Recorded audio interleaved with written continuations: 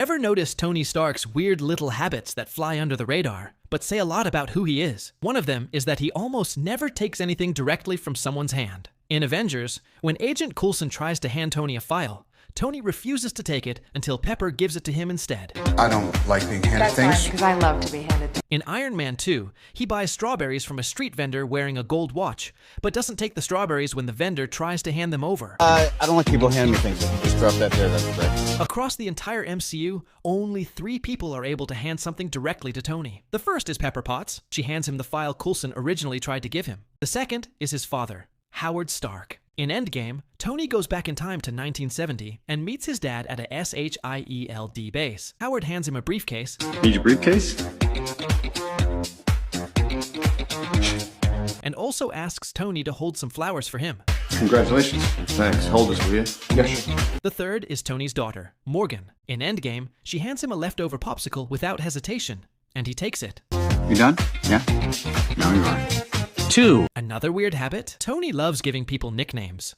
From the very start, in Avengers, the first time he meets Thor, he calls him Point Break. That nickname even becomes an Easter egg in Thor. Strongest Avenger.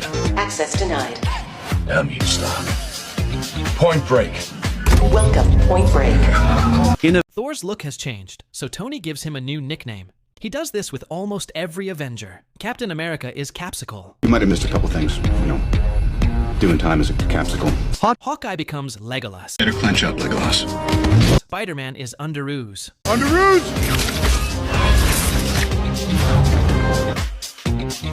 Rocket Raccoon. Tony calls him Build-A-Bear or Ratchet, depending on the moment.